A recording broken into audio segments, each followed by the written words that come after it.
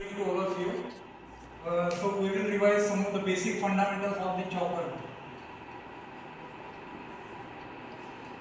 So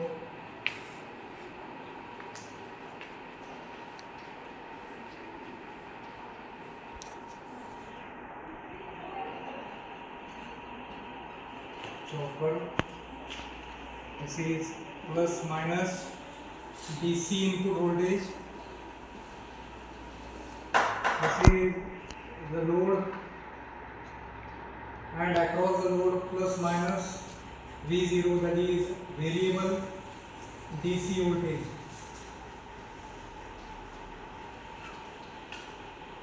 This is the block diagram of the chopper.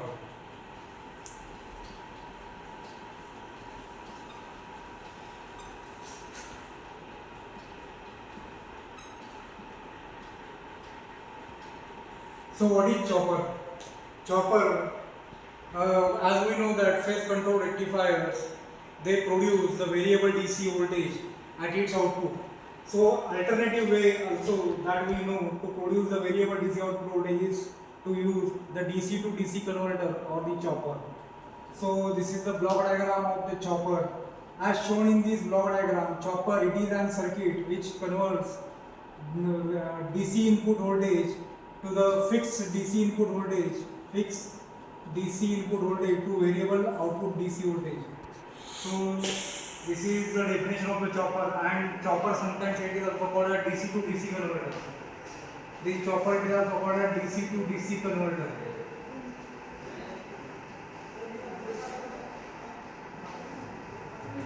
So this chopper, it is basically a switch which connects or disconnects. This is basically a switch which connects or disconnects this load across this DC input supply. So this switch, this chopper may use the switches like power BJT, power MOSFET, IGBT or SCR. So chopper circuits using SCR may require the commutation circuits to turn off the SCR. So due to the switching action, I am drawing the waveform over here, load voltage as well as input voltage waveform. This is plus V, this is V in, this is input voltage waveform, fixed input DC voltage waveform, and this is T on and T. This is load output voltage waveform V0. So from these waveforms, these are the waveforms for input and output voltages.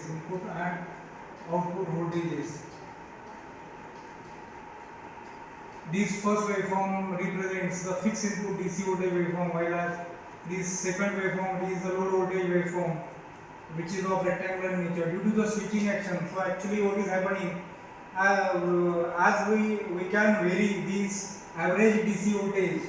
This is the line, dotted line represents the average DC voltage. So by varying T on and T off, we can vary the average DC voltage. So here, due to the switching action, the load voltage waveform is of rectangular in nature and it is independent of the load, while as load current waveform, it is dependent on the load. It may be for the resistive load, the load voltage waveform, it is in phase with the load voltage waveform, and for inductive load it is of exponential nature. So load current waveform, it is continuous or discontinuous depending upon type of the inductance as well as the time constant of the chopper as well as magnitude of the inductance current, magnitude of the current. So these are the waveforms of the input and output voltage waveform. I am drawing the basic chopper configuration. Plus minus. This is the chopper. and at the output there is a load.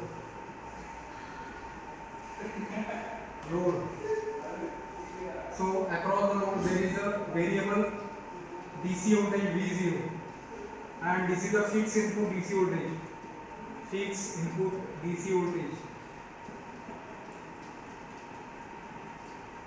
And this in between circuit it is a chopper. So chopper, it is basically a switch which connects the load, which connects or disconnects the load across the fixed input DC supply. It is converting the fixed input DC voltage to the variable output DC voltage. Variable output DC voltage. So this is about the chopper. This is the fundamental of the chopper. Now we will study the classification of the chopper.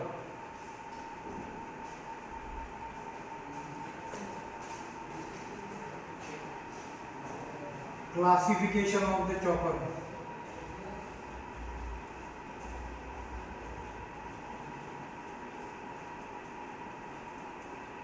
Basically, the chopper is classified into the two types: step down chopper and step up chopper. For step down chopper, the DC load voltage is greater than input voltage, input DC voltage.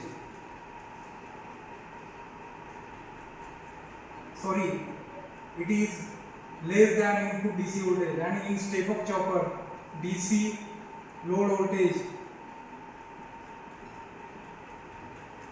is greater than input DC voltage.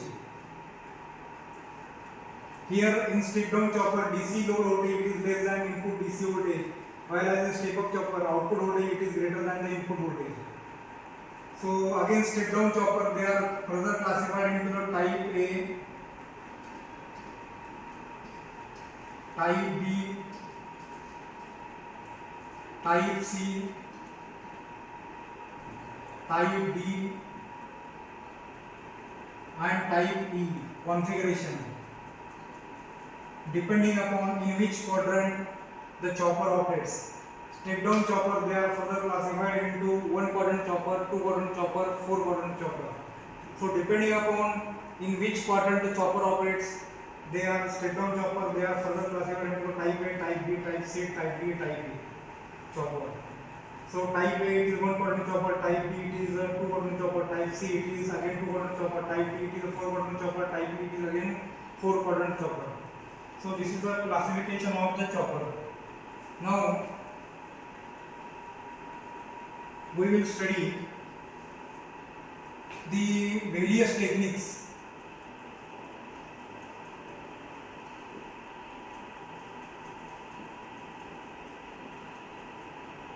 to control average DC voltage.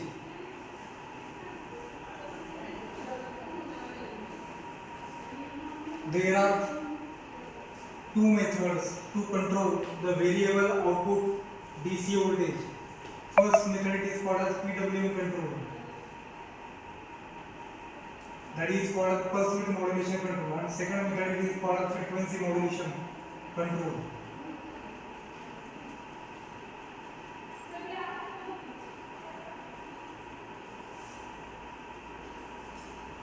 So we will study the first method, PWM control.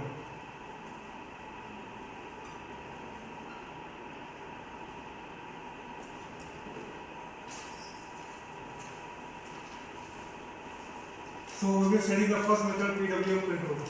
So I am drawing the waveform for the PWM control.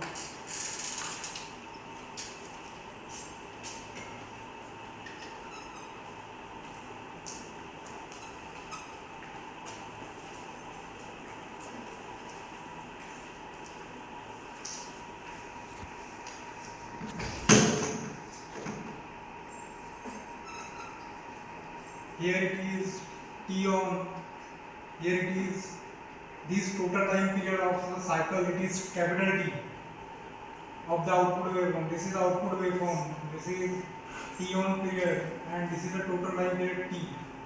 So here in PWM control, here switches they are turned on at the constant chopping frequency. Here in PWM control, we are varying this T on while we are maintaining the chopping frequency F constant. So here we are maintaining T constant, that is the total time period of the output waveform we are keeping as a constant. So since T is constant, frequency is also constant. So here average voltage, these dotted line represent the average DC voltage. So this average DC voltage, here this dotted line represent the average DC voltage. So here T on average DC voltage, we can see that average DC voltage is proportional to the T on. Average DC voltage is proportional to the T on. Therefore, as T on increases, as seen in this figure, as T on increases, the average DC output voltage also increases. So, duty cycle we are going to define as capital D equal to duty cycle T on divided by T into 100. So we know that 1 upon T equal to F. So here D equal to F T on. So we can vary this duty cycle from 0 to 1 or 0 to 100. So with the change in T on as well as duty cycle D, we can see that as T on increases, the average DC voltage also increases. So there is a increase in VLDC. There is an increase in variable output load DC voltage as T on increases, because it is directly proportional to the T on. So this is nothing but the PWM control, that is the pulse width modulation control. So here in this method, we are varying T on period, that is the on time period of the chopper, and we are maintaining the frequency constant. We are maintaining the total time period of the waveform constant, capital T constant. So capital T equal to constant, therefore frequency equal to constant. So here in this case VLDC, that is a variable load DC voltage, VLDC is directly proportional to T on, and therefore as T on increases, variable output DC voltage also increases as shown in this figure. So this is PWM control. Next method, it is frequency modulation.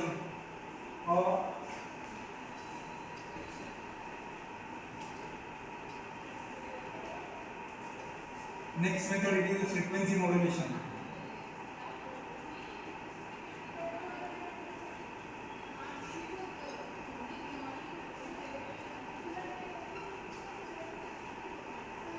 So I am drawing this waveform of the frequency modulation.